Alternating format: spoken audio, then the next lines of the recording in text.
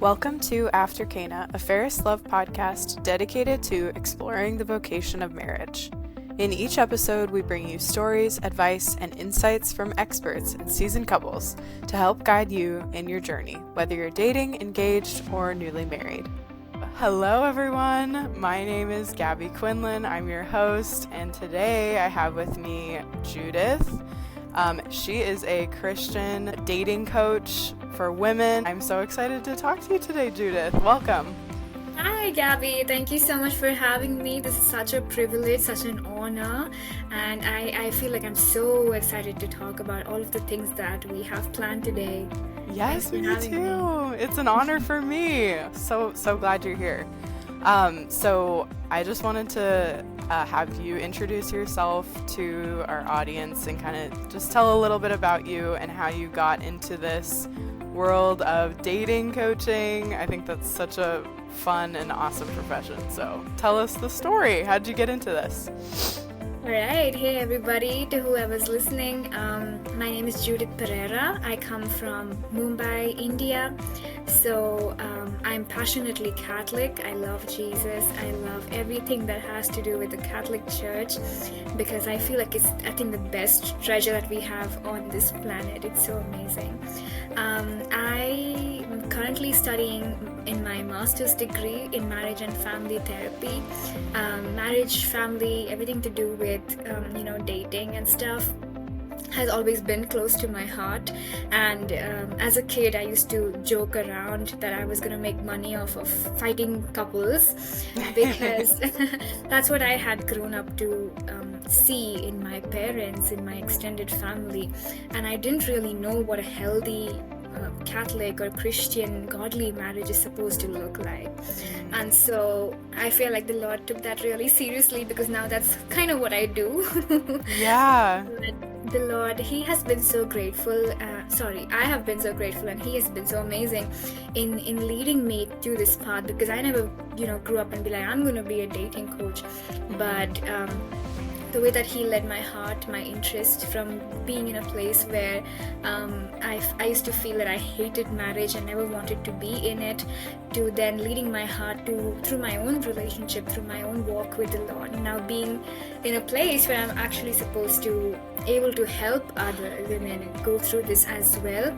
It's a beautiful journey. So that's what I'm currently doing. That's a little bit about me. Wow. Oh my gosh, that's amazing. That is so cool. And it's so great that you can kind of counsel people in dating as you're, studying to get your certification and master's degree. It's awesome. So that's so cool. So your dating website is called Empowered Dating? Yes. Okay, so when did that start? What was your thought process in creating that resource for people? So I started coaching and I got introduced to it back in 2021 when it was just around the lockdown phase and everyone was like just in their home, just starting to slowly get out. And I saw this and I felt the Lord strongly leading me into breakup coaching. So that's when I initially started. I Okay. started just helping women heal from a breakup because that was what I had learned to do in my own life. I've been through it so many times that I know how it's done, and Lord sort of helped me put that together. So Okay. that was great. And then I was helping women do that. I was helping women to sort of, come out of their pain and start over because they really wanted marriage. They really wanted and felt called towards having, that kind of a relationship, that kind of a vocation. Mm, But I also realized along the way that the reason why we have all these breakups is because there's not a lot of people teaching all of these women how to date in the right manner, which will then not lead to a breakup, but instead to a relationship which leads to marriage, right? There's only right. two outcomes. Either it's a breakup or it ends in marriage, it ends in a commitment. And there were so many women that I was speaking to who were just like, I'm dating these guys, but I don't know I cannot see the red flags. I'm not sure. I don't know if they are the one.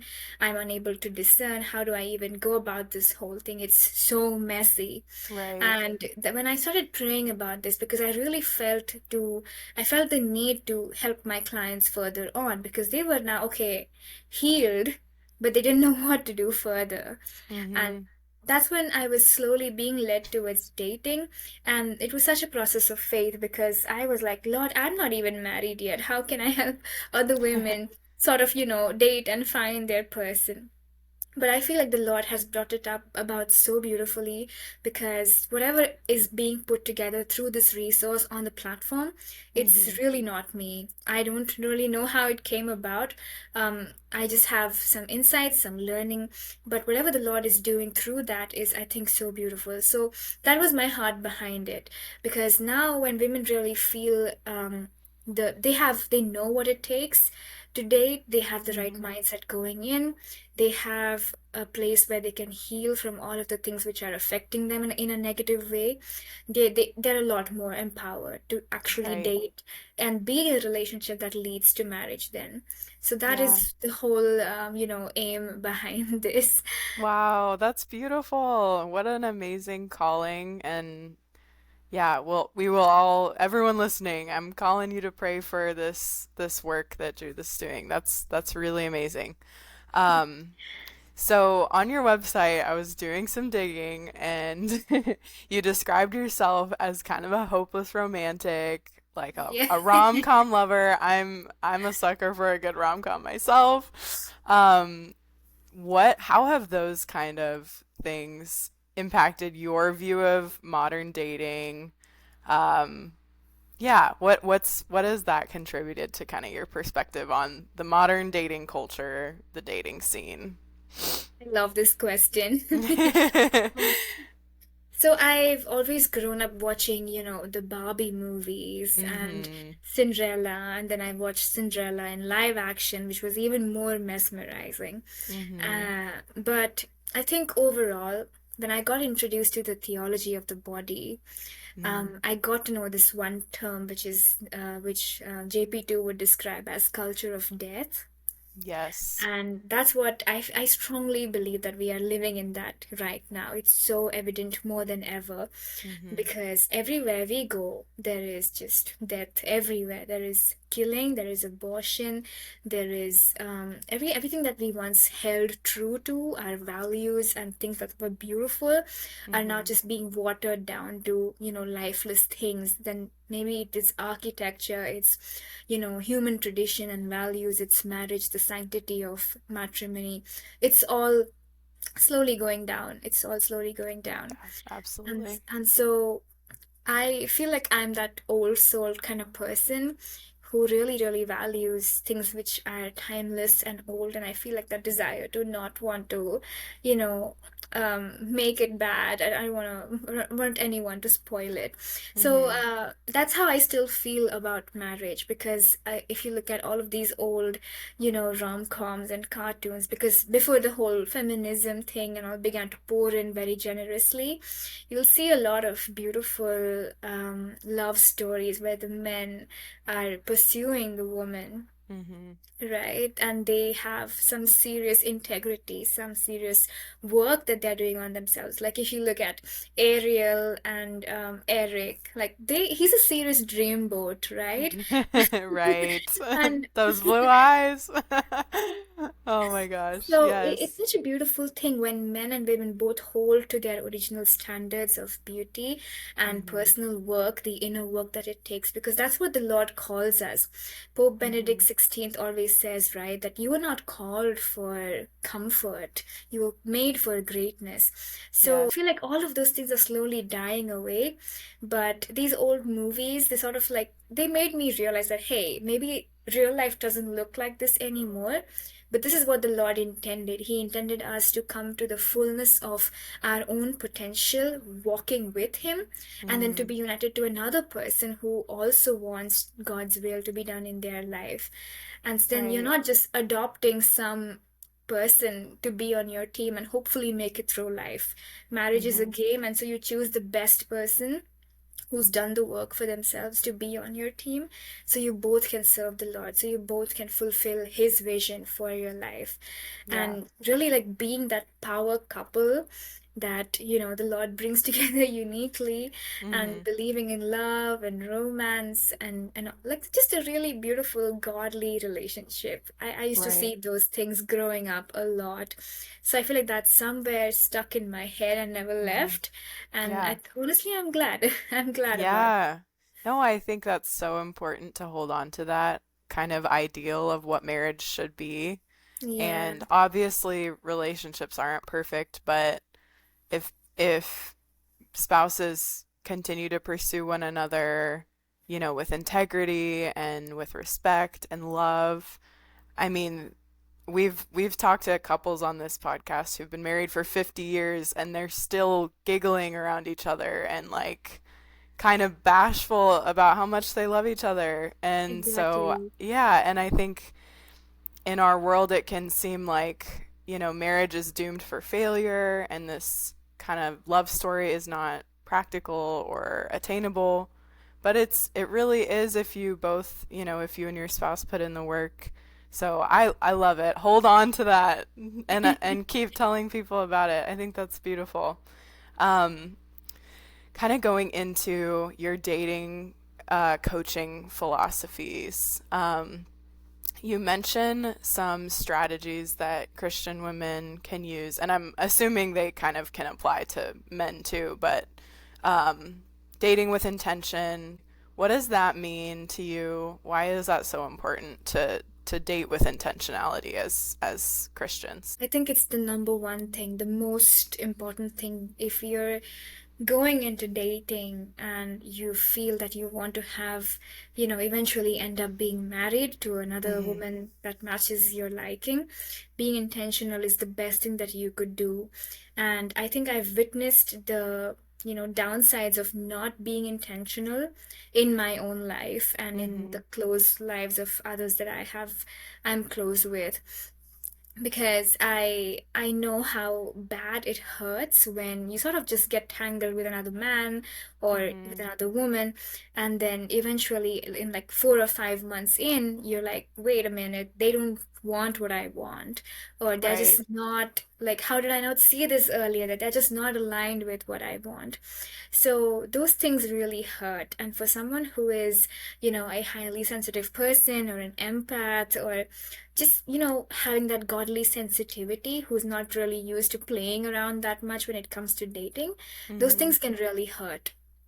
So when it comes to being intentional helps you follow the Lord instead of just your own heart's desires that you feel in the moment. Right.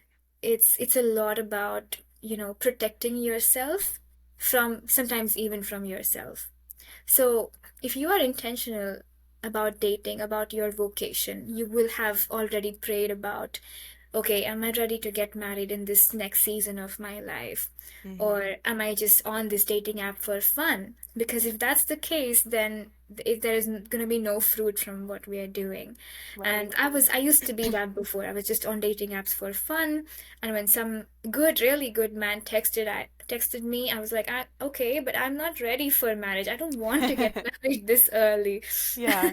So I think intentionality builds up from the point where you decide that, okay, maybe right now is a good time, that the Lord is calling me to take on responsibility of another human being that I am responsible for, to take to heaven. Right.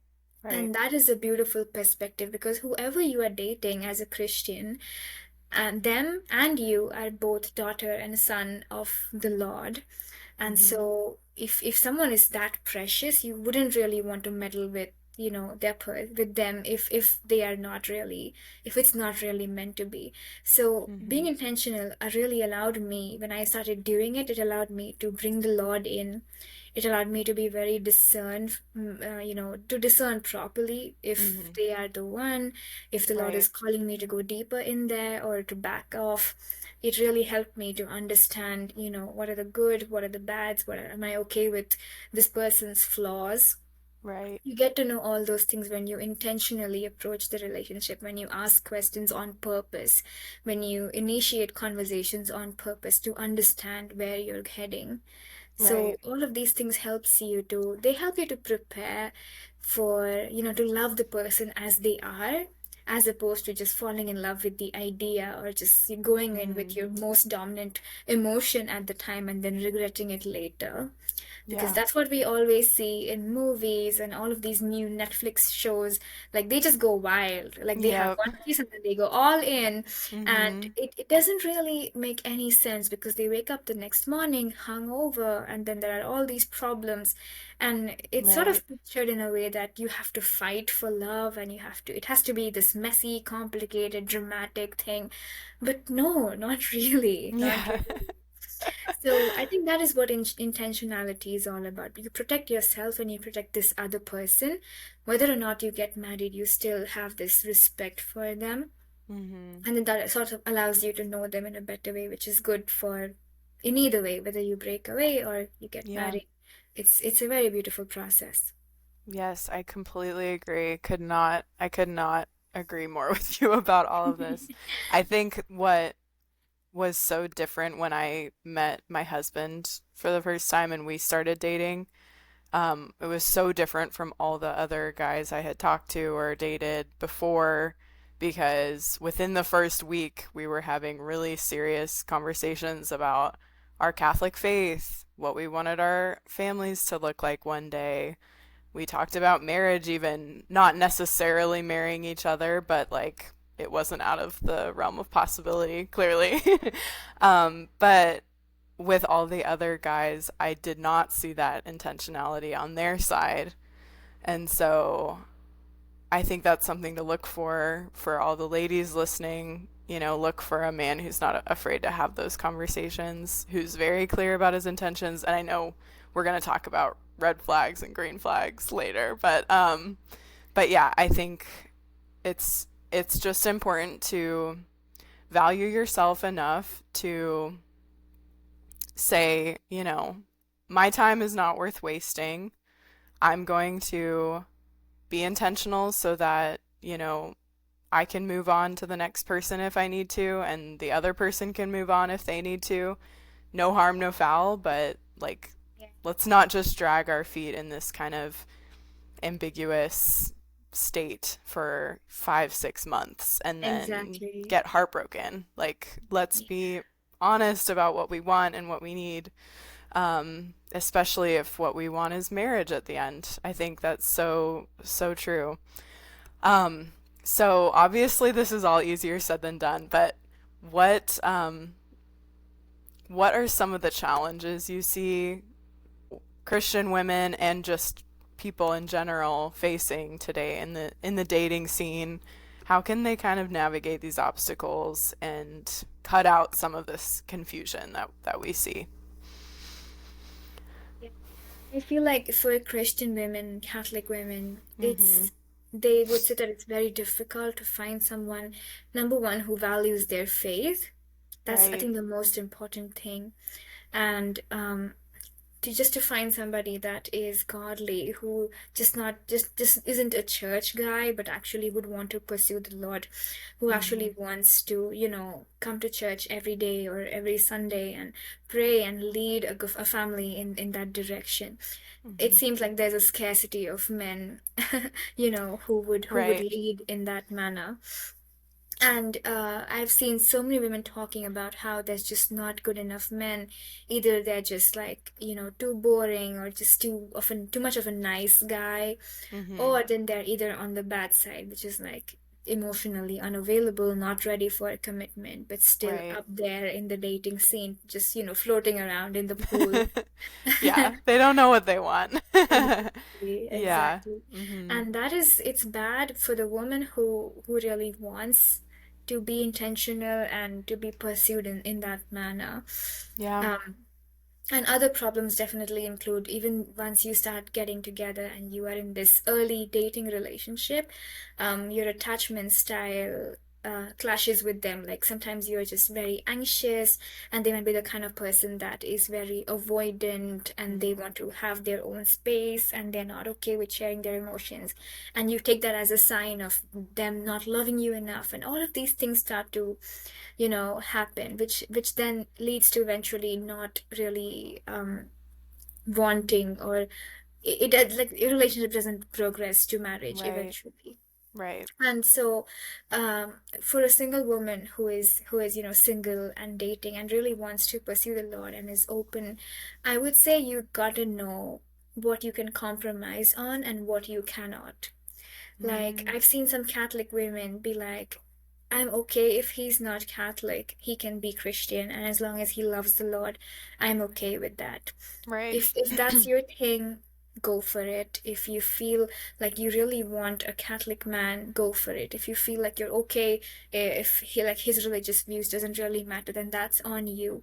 But you gotta be Mm-hmm. honest with what you really want. Mm-hmm. Don't just, internalize somebody else's opinion or what works for somebody else just because you're afraid of being lonely for a few more months. Right. It's not gonna work in the long run. And you Yes. need to differentiate between what you can compromise with and what you cannot. For me, someone who was walking with the Lord was of utmost importance. And that's why whenever we would talk, any person that I would meet, I would ask them very pointed questions in that direction, assuming that they were already having a relationship with the Lord. So if they were Mm-hmm. not, I almost immediately knew, and then it was not a match. And I had to be brutally honest with myself and with the other person because sometimes it felt like they had really good qualities, and they did. Mm-hmm. But the main thing that I really wanted was missing. So you need to get absolutely clear on what you want. Because I learned this after a lot of mistakes in my own dating life that you can be gracious after your marriage, but right Mm-hmm. now, before you are married, you are allowed to be very nitpicky about everything. I agree. And Yep. you don't have to feel ashamed for doing that. You don't have to Yes. feel like your standards are too much. So that is something that can help you, it's going to be hard to find that kind of a man, but it's not impossible. Mm-hmm. You just have to hold on to your standards, because when you hold on to your standards, everyone else that's under there stays under there. And people who are here, you eventually meet them. But Right. if you feel that, okay, there's a very few scanty people on my level and you sort of drop down, then you automatically lose the chance to meet those who are on the higher level. And Mm. this is a very simple, logical, pictorial representation of what's Yeah. happening, but we don't understand it because we're all of these emotions, right? Like, I'm afraid of being lonely. It's Valentine's, it's Christmas, I don't want to be alone. God, where is my Mm-hmm. husband? And all of these thoughts in our head. But the Lord says that if, like, I very strongly believe that every person has a vocation, and if you feel so strongly that your vocation is to marriage, to build a godly family, then there's no way that God will give you the vocation of marriage without giving you the man to marry and to Mm-hmm. fulfill that vocation. So Right. it's just a matter of time. That is, I Yeah. think, the most important thing, that all of your dating challenges sort of vanish when you stop, entertaining men or guys who don't match with what you want. Right. It's as simple as that. And then the other, I think the most important obstacle that women have is, they feel like, oh, all the men are not good enough, they're not good enough, right? Mm-hmm. So, and that is true also. It's true also. But again, it really comes down to that.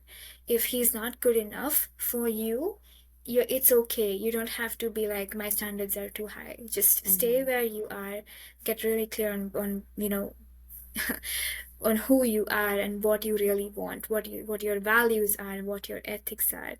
If you go in with that mindset, thinking that there aren't good enough men and all of them are doomed, none of them are worth marrying, then it's going to be even more harder to find someone like that. Right. Because that's how our brains work, right? We have something known as RAS, which is reticular activating system.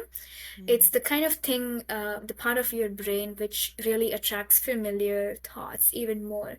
So if you had to buy a car, and you're researching cars online and looking up on about cars on Instagram, the Mm-hmm. next time you go out on the road, your attention to cars on the street will be more peaked. You'll be more attentive to cars, Mm-hmm. right? Does that mean that there were no cars on the road before? No, it just No. means that you're just suddenly more inclined to paying attention to it. So the Right. That same makes thing sense. applies to our relationships. When you're always thinking about all the bad things, about all the negative things, about men, and you're always labeling men like, okay, he's not good enough, he's not this, he's not that. Mm-hmm. Even if some good man is in your area, it's going to be hard to notice that. So Right. having that vision in your mind is very, very important. I fully know that the dating scene is bad, but that's only because men who do not want to be in a relationship or are not working on themselves are also sort of floating in the pool, like I said. but Right.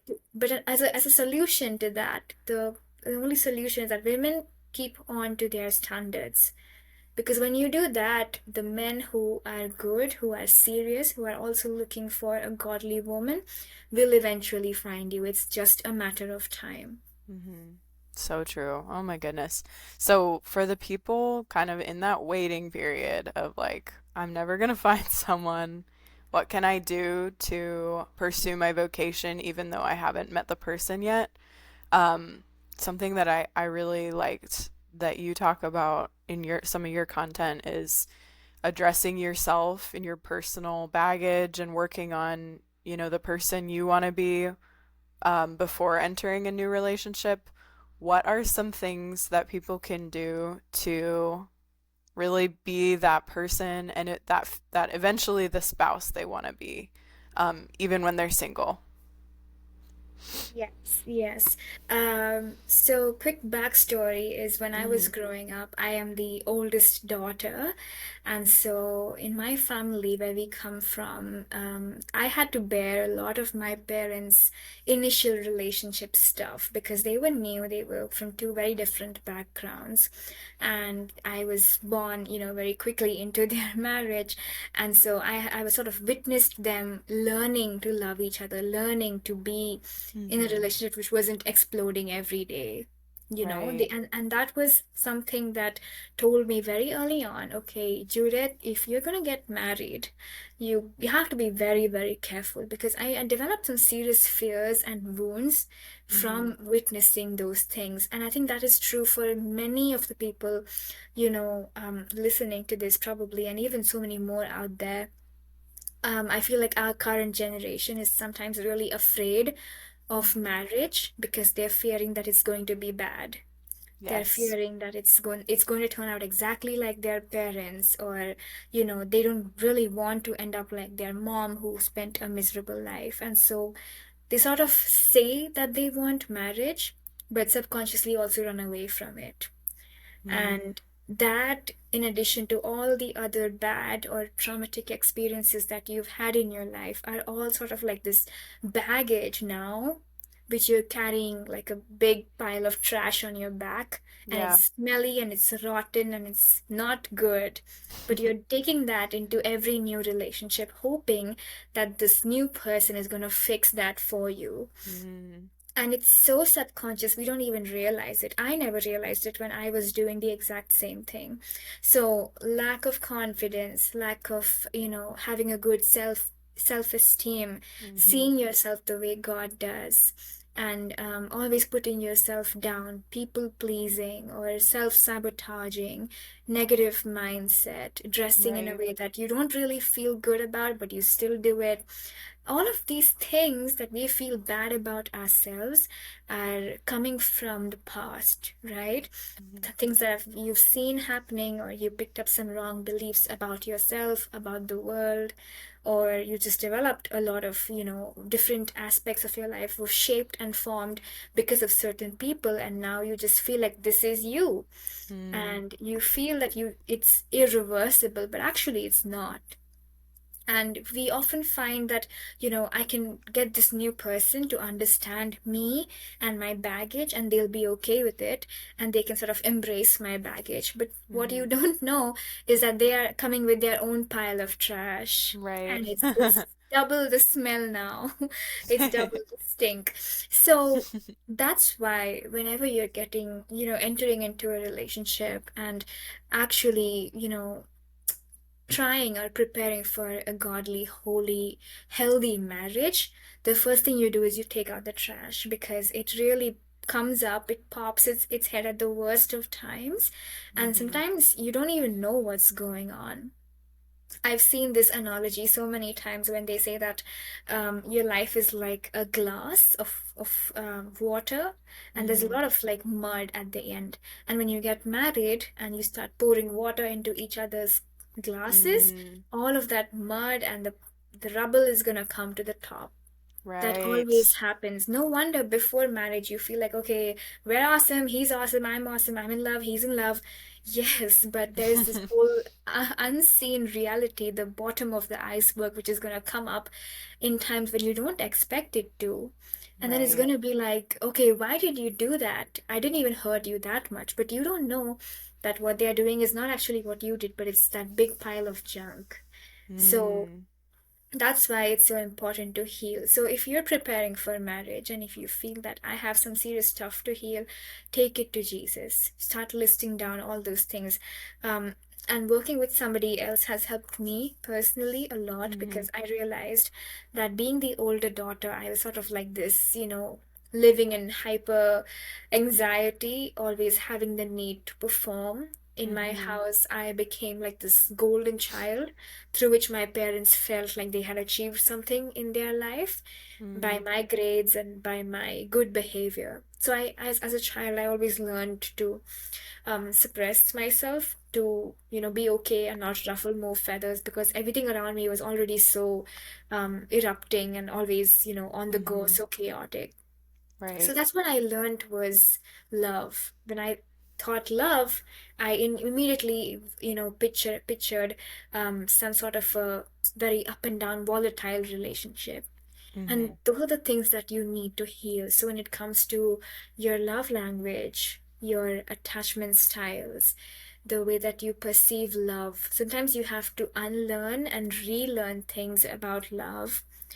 I Mm, remember when I was just introduced to YouTube and I started watching this very favorite YouTuber of mine. They're a couple, Jess and Gabriel Conti. They were very cute and very sweet. And I mm-hmm. remember watching them, binge watching them like 4 or 5 videos at a time. And I'm like, they are so sweet. And I never saw that kind of love being modeled in anyone that I knew around me, Yeah. and that sort of had to I relearned that I had to unlearn my old model of love and relearn this new thing because I always Mm-hmm. had it there but it never really was modeled to me, and so Right. I would not find something that I didn't know what it looked like, right? You can't search if you're searching for something but you don't know what it looks like, you can't find it. Totally. So many a times we have to learn new models of love. It's like we have this love template, and then Mm, which is been formed by the way that our parents treated us or early caretakers, our wounds, our problems. It's all in that wound, in that template, and so you will only attract people who fit into that existing template. mm, Anyone who's too nice or too good, it'll be like a collision course. You'll crash with time, and then you right. sort of subconsciously just move them away because it's unfamiliar. Our brains always attract what is familiar. So those are the things that you need to heal. That's the number one thing you need to do when you say that you're preparing for marriage or are approaching dating. I think Mm-hmm. the next big thing is to come back to your feminine self. I love that Pope St. John Paul II talks about the feminine genius in, so much of what he has said because I think he truly caught the idea of how God has made women. Mm-hmm. And many a times um, we just sort of women sort of have learned to keep their femininity at the side and put on this manly gear because how else will you survive the world, how else will Right. you get through life?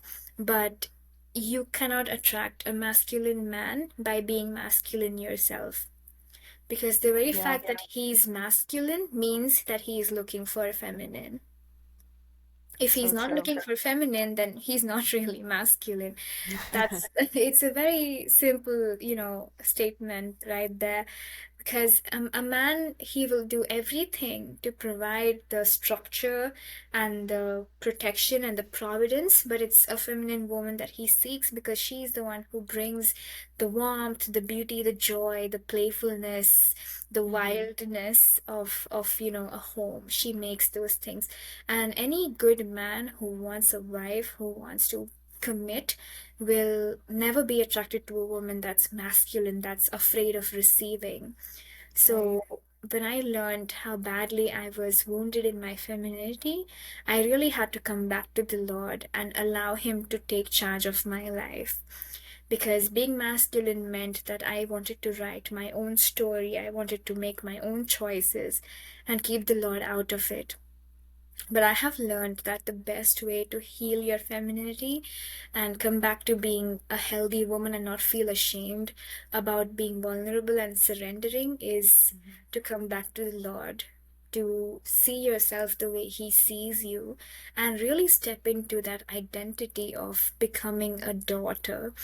Because when you taste His love in that way, it's so much easier to identify when that similar kind of love comes from a man, Mm. because Christ and the church, the bride and the groom, right? It's very masculine, feminine. So when you understand Right. that and you get a taste of that, it just really shapes your expectations and your what you're looking for in a man. Mm. That's beautiful. I agree. I think also a masculine man will make you feel comfortable and safe being your feminine self Yeah, also, and absolutely. you help one another grow. That's why it's a complementary relationship. We need the other to be whole and complete. Um, and I think that it just reminds me of the scripture, when man leaves his father and mother and clings to his wife and the two become one. Um, yeah, that complementary masculine and feminine, it's essential to a healthy relationship, and a healthy marriage. I completely agree.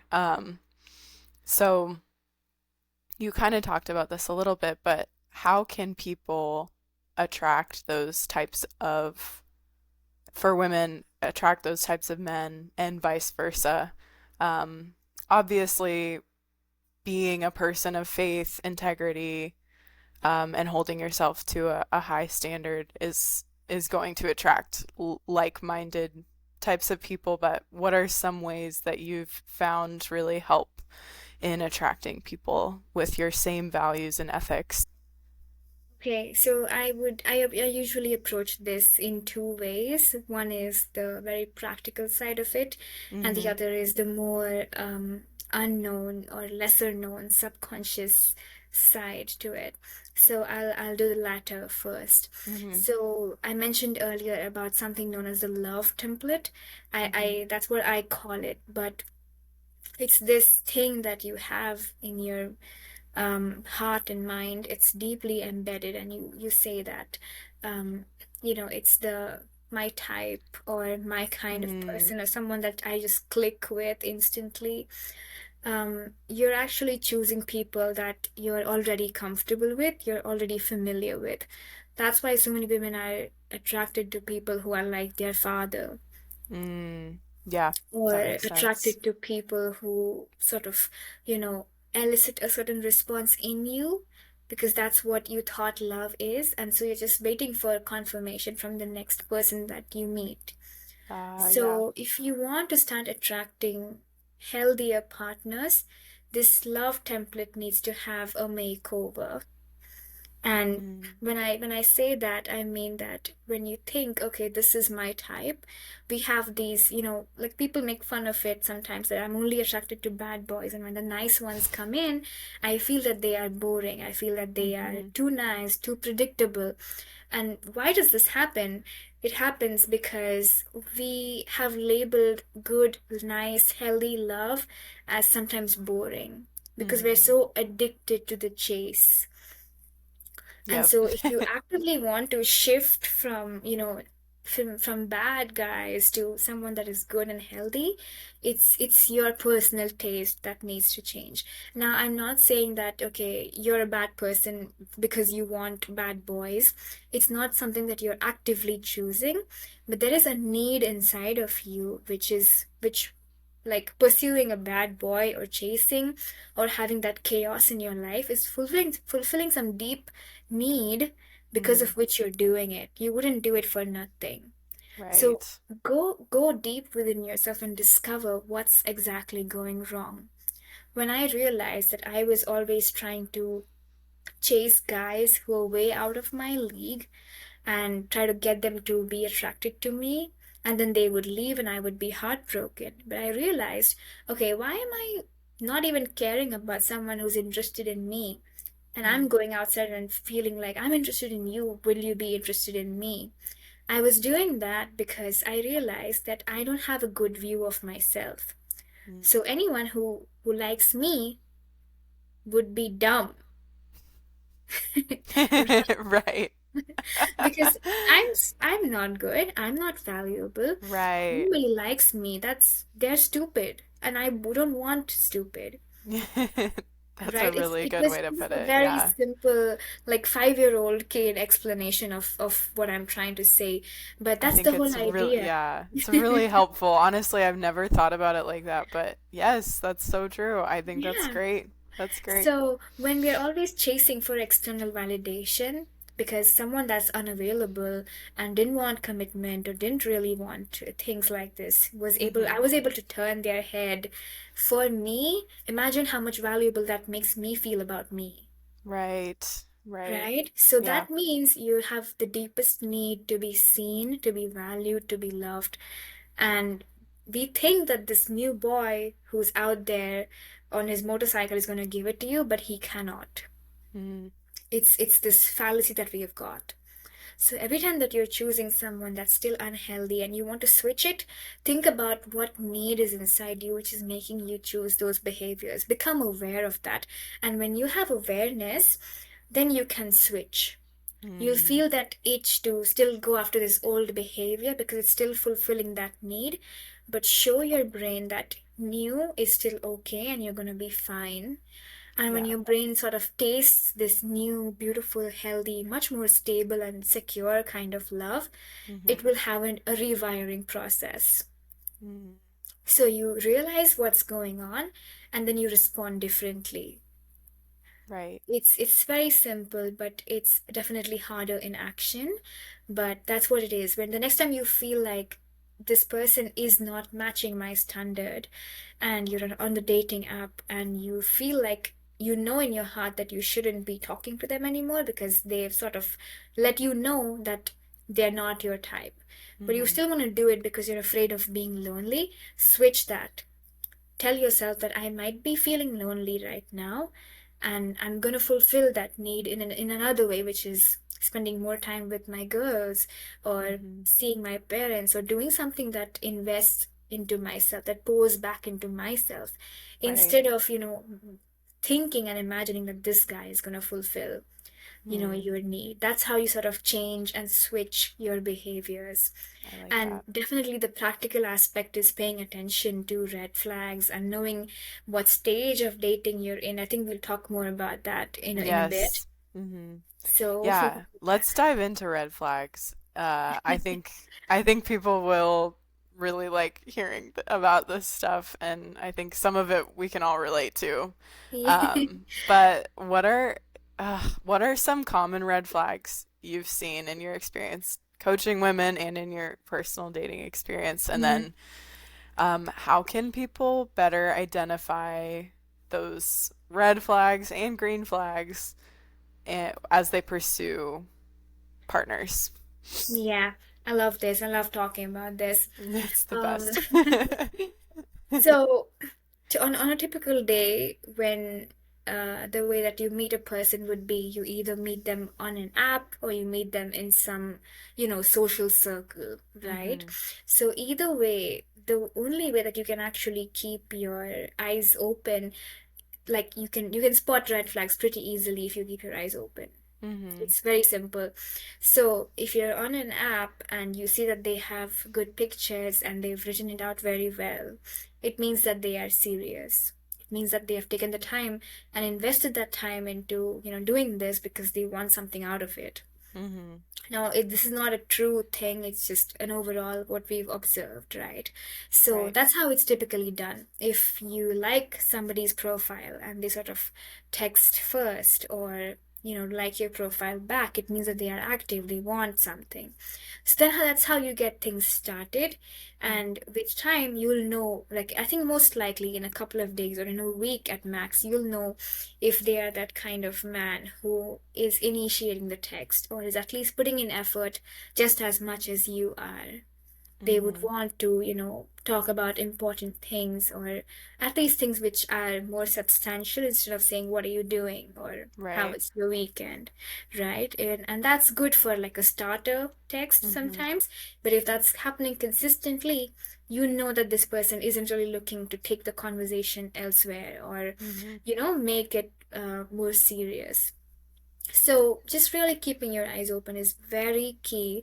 And I know this sounds like very simple advice, but trust me, many people on their first date or after their first date sort of, put their mind behind and just focus on how they're feeling in their heart. Mm-hmm. And that sort of becomes like a problem because then 6 months later, you wake up and you're like, wait a minute, I didn't see this back then.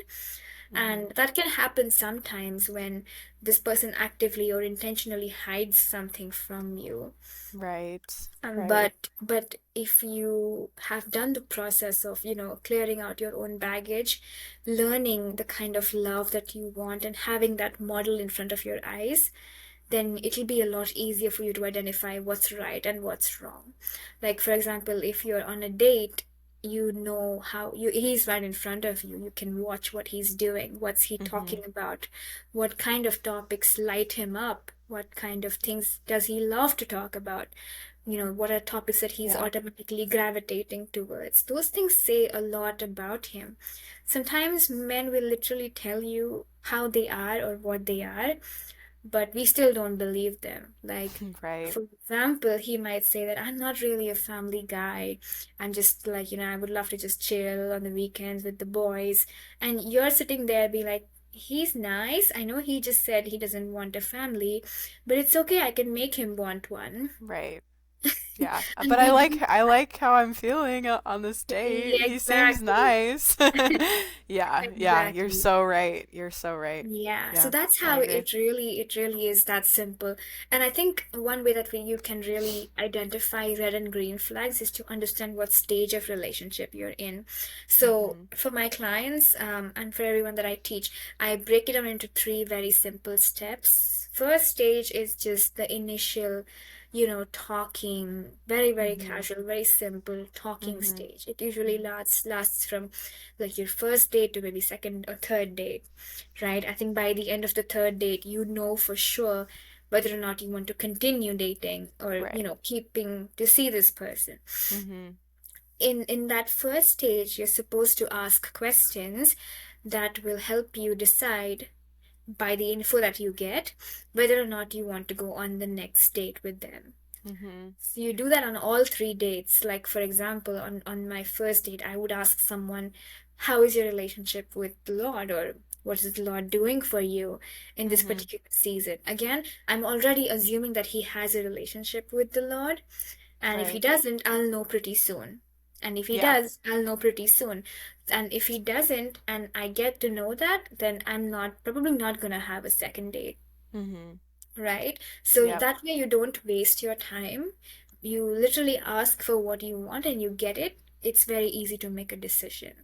Like, you gotta talk about the important things which are just like deal breakers or absolute non-negotiables.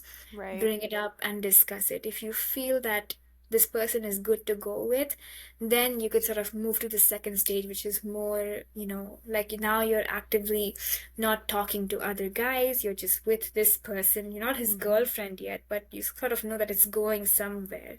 Mm-hmm. And at this second stage, you should be able to see some sort of leadership on his end where he's Mm-hmm. also being very intentional in pursuing you, letting you know how he feels. So these things are very important, like Mm-hmm. emotional vulnerability, openness. Mm-hmm. As a man, his ability to lead, to protect you, provide for you, consistent communication, very Mm-hmm. key. So more than looking at how he's dressing or what kind of in way he talks or is he funny enough, obviously physical attraction has its place, but these things are very key. So as you look at these things and match it up with your list or your general view of what you want in a partner, it's Mm-hmm. very easy. It's not that difficult to look at the red and green flags. And Yeah. green flags are, you can spot it when you have done the work and you're able to you know have this new idea of love, because the most common green flags are that he will lead. That's the Mm-hmm. biggest one, in my opinion. Any man that is personally invested in anything, you know that by when you see that they are automatically assuming leadership in that Mm-hmm. relationship. So he will ask to see you more. He will ask to, talk over the phone. He'll call first. He will do something to, sort of initiate that Right. communication, that connection.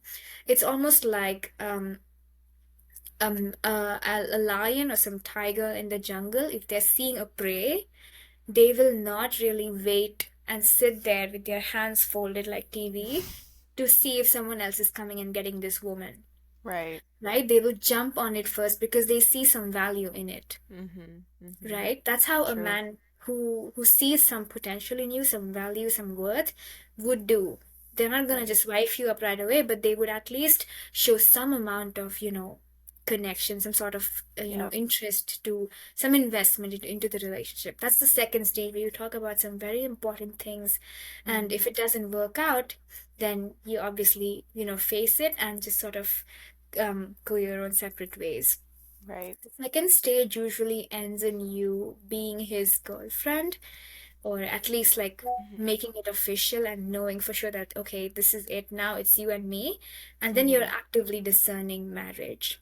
Mm-hmm. So during this stage, like your parents would know, and your close friends have probably met him, or obviously it depends on your own personal timeline and Right. how many times you meet and what you've been speaking on those particular dates. But that's sort of like, it's very unique from person to person, but these Mm-hmm. are the kind of like generalized statements that could apply to everybody mostly. Yeah. Yeah. That's all very helpful, I think. And one more thing I wanted to add about um, kind of the intentionality kind of conversation. I listened to this other podcast, the Dr. John Deloney show. I don't know if you've heard of that one, but he always says that behavior is a language. And so a man who wants to pursue you and is interested in you will show you that he is. And I think a lot of women, especially, get caught in these situationships where they're like, he says he really likes me and he says all the right things and, you know, he's nice to my friends and but yeah, he hasn't really taken me out on a real date, I guess, or, he doesn't want to meet my parents when they come in town or things like this. And I think I've been caught in those situationships too. And that was, yeah, and it's so frustrating because you just want to trust that these guys have your best intentions at heart. Um, but I think one of the other biggest differences that I noticed when I met my husband was the day after we talked for a really long time, he asked me on a date and he told me, "Hey, I really want to do this the right way. Will you go on a date with me?" The date started with mass, and then we went to a nice restaurant and we talked about our families and all these really amazing, important things that I loved talking about. And I saw that he was, yeah, I mean, it really made me like, oh, this is what it's supposed to feel like when someone is actually invested in you. Yeah, Um, for sure. I yeah, feel like so yeah, I totally second you on this yeah. because when my last situationship was almost like 2 years ago, and Mm-hmm. immediately after that, I think a couple of months later, I met the person that I'm with now, and Oh, I could see the stark difference from what I was hearing, in their language, in their communication, because mm-hmm. they were both the same age, and I felt like because that's this other person that I had been who was just driving me crazy, making me overthink in all Yeah. particular ways, I was like, okay, maybe he's just 27, that's why he can't do it. Like, I'm sure he has so many career goals and dreams, and I'm the one who's making him, pulling him out of that, dragging him into Mm. a family is not gonna work. I'm the bad guy.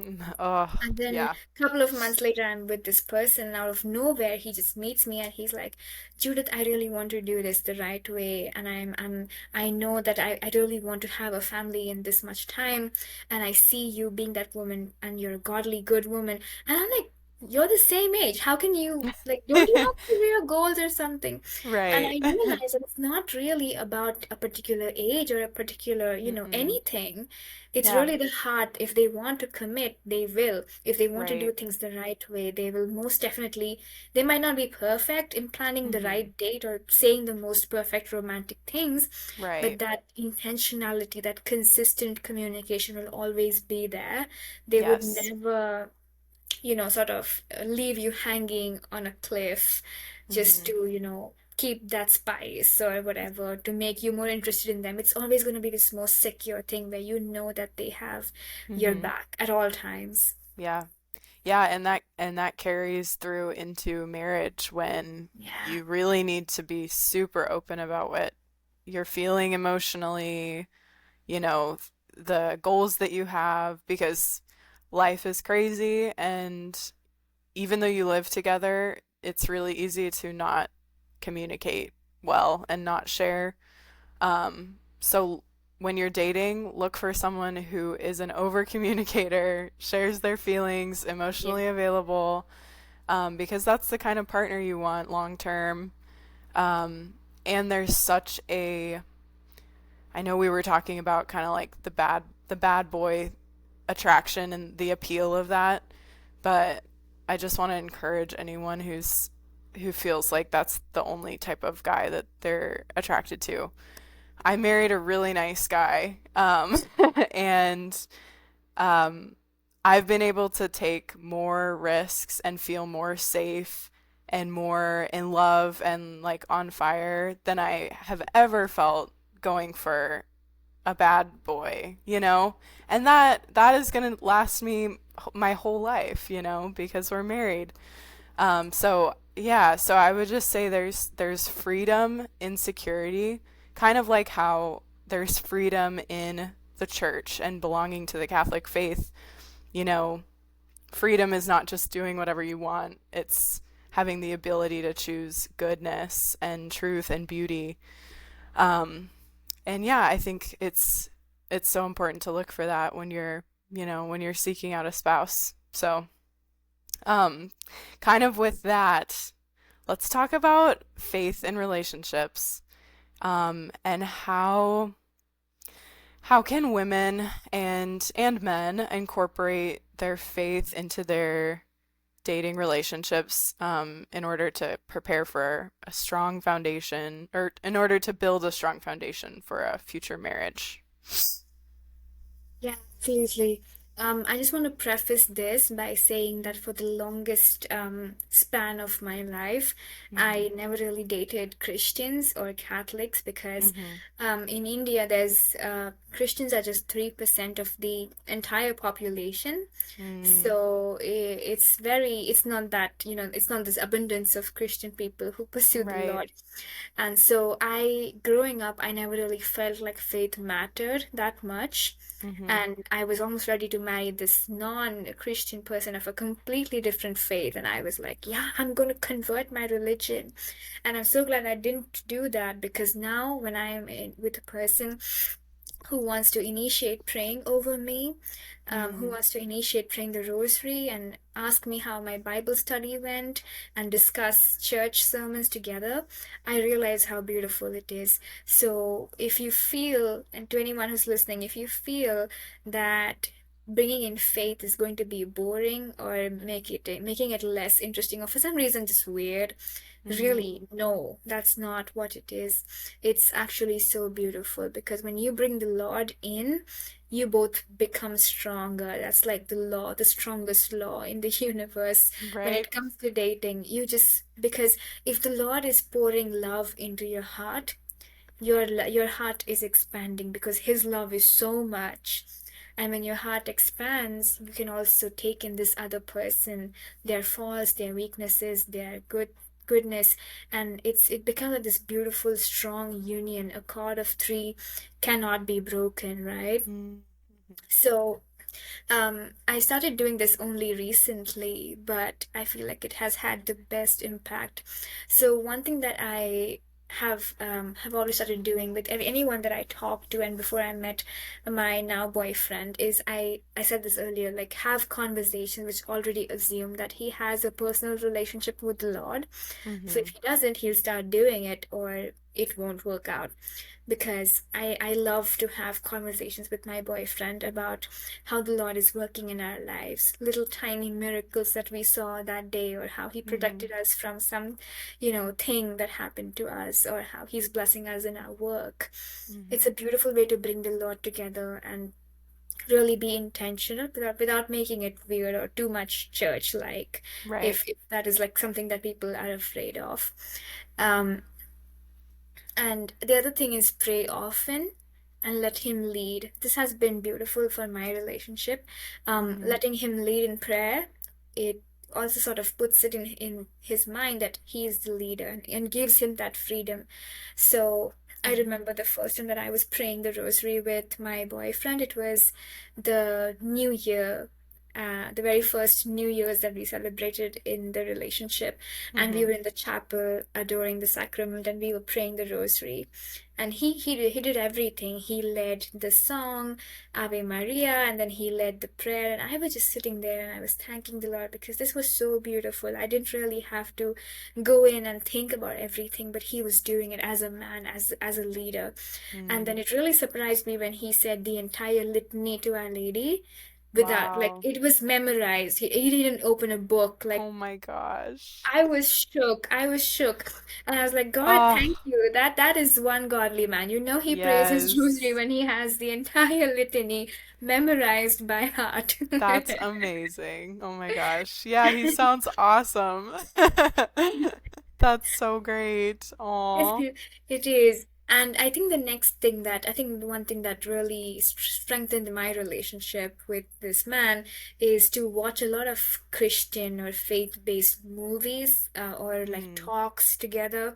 So a lot of Ascension Presents, a lot of, Yep. Steubenville conferences, sessions, or Seek Mm-hmm. conference sessions.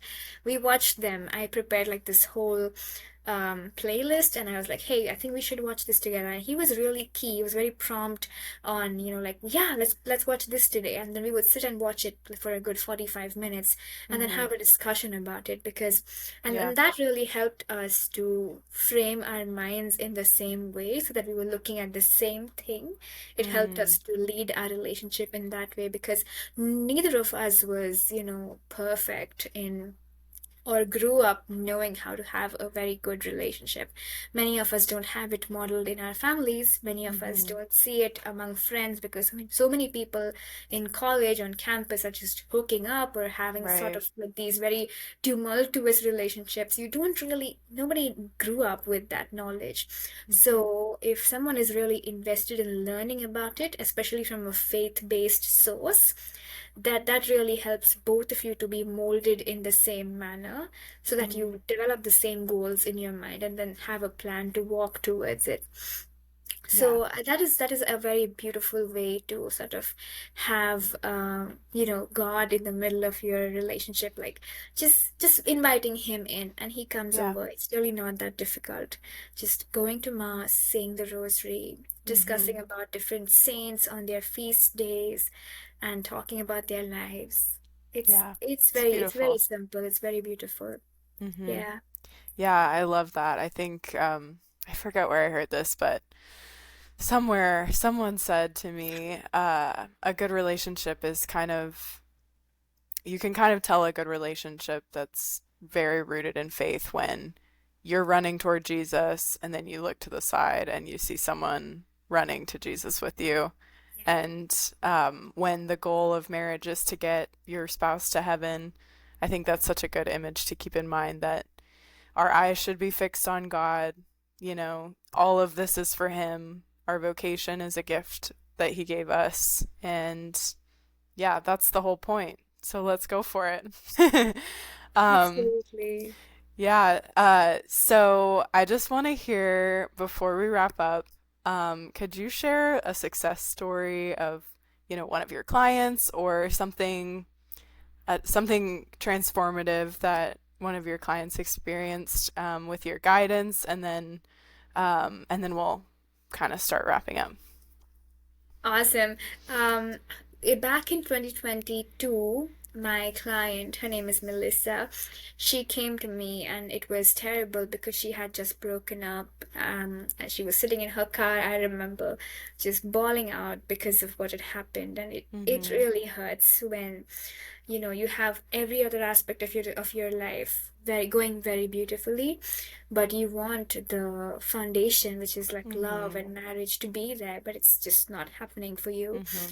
And we sort of like decided to work together. So then I was just transitioning out of like breakup coaching to dating coaching. Mm-hmm. So it was during that time. So I began to work with her, and she was really open and teachable to the Lord. So we started working with, all of these things in the past, because this was not the first relationship that she had had, which was this way where the man was not taking leadership. She had to Mm-hmm. drive, she had to pay for dates, she had to Mm. initiate the dates. So it was bad. And then after all of that, he was the one to sort of give her a lot of crap, and it Yeah. was just not good, like Yeah, very not good. ungrateful of a man.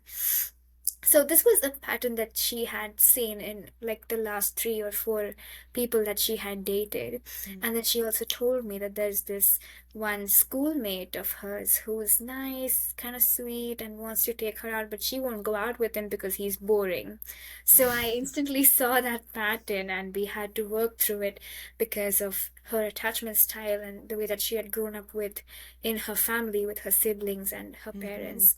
She sort of become this kid where she will rather be quiet than speak up, because she doesn't Mm. want to ruffle your feathers or spoil the relationship, because peace and non-confrontational environments are very important to her. Mm. So I realized, okay, that's what's ruining your relationships, because you got to speak up. And Yes. we worked through that. We worked through, releasing shame and actually becoming your feminine woman, not being afraid to ask for love, for Mm. dates, for consistency in a relationship from a man. That's actually what you are supposed to always have. That's how your Mm-hmm. godly father loves you. And therefore, he will not let any other man, who's not like him, just come and take your heart away, because he knows it's Right. not good for you. Mm-hmm. So, strengthening your relationship with Jesus, we did all those beautiful things. And 8 months later, we sort of finished. She graduated from the program, and I didn't really see her after that. But then a few months later, in November of 2023, she texts me and she's like, "Hey, guess what? I got a boyfriend." And he's, Oh. he's sweet and he's nice, but he's also very much macho military guy. So she Mm. always liked military men, and he was just like that. So Mm-hmm. um, before his last deployment, he got He went spoke with her father and got her a promise Oh. ring and everything, all the good stuff. Oh. So if you feel like that's impossible in this day and age, it's really not. You just have to find that one right person that God has for you, and Mm-hmm. it always happens. It just really takes confidence in the Lord and that work that you need to do within yourself, right? Because God won't really give you something which you can't handle or take care of. So he'll Right. always prepare you before giving you that blessing. So it really takes that inner work. And now they are planning their wedding. Oh, So that's amazing. it's just Oh, beautiful. yeah. That's so cool. So that's such, I'm sure it's such an amazing feeling to kind of work with someone through that and just see these Yeah. happy results. That's so awesome. Um, okay, so any final thoughts or words of encouragement for people who are trying to navigate this tricky dating world? Anything else you want to share with the listeners before we sign off? Yes, I just want to say one thing, and that is remember who you are. Become who you are. That's what JP2 says. He's one of my favorite saints. Mm-hmm. And really, if you have gone on a path where you're wounded or you've been hurt so many times that you feel it's impossible to find love again, or you want a godly relationship but you feel unworthy, Mm-hmm. come back to who you really are, come back to who you were made to be, and become that. It says in Ephesians that put on the new self, right? It's almost Mm-hmm. like putting on a cloth. You won't always feel like it's your normal thing. It'll feel like something external, but you got to wake up every day and put that thing on until it becomes second nature. So do that both to women and to men. Like if you feel like you want a godly relationship but you're not worthy enough or you're not godly enough, then become that. Mm-hmm. Truly become godly. Do the work that you need, you need to do before you enter into dating. And don't be afraid, really. Like just being a daughter of God as you are, as a young Catholic man and woman, is to not be afraid, is to trust in the Lord, is to, you know, give all your dreams and your things to Him no matter what. And Mm-hmm. that is what it really like. When you become that, there's no way He's not gonna give you what He said He would. He's waiting to bless us more than we are waiting to be blessed. He's Mm-hmm. wanting to give you your husband or your wife more than you are searching and seeking that. But obviously, as a good father, as any good father would, he's gonna make sure that you're ready for it first, Mm-hmm. right? So yeah, and don't give up. Don't give up. Sometimes it's just a matter of time. It's just that Yeah. very often we just sort of um you know quit after one or two good dates. But sometimes it's gonna take a while, and maybe the Lord is teaching you things in that time. So don't give up. Dating Mm-hmm. is fun if you have the right mindset towards it. So don't give Mm-hmm. up. That's amazing advice. Thank you so much, Judith, for being here. That was such an awesome conversation. For having me. I really appreciate that. If you enjoyed this episode of After Cana, share it with a friend, leave a review, or head to the Fairest Love website for more resources on building relationships and families of faith.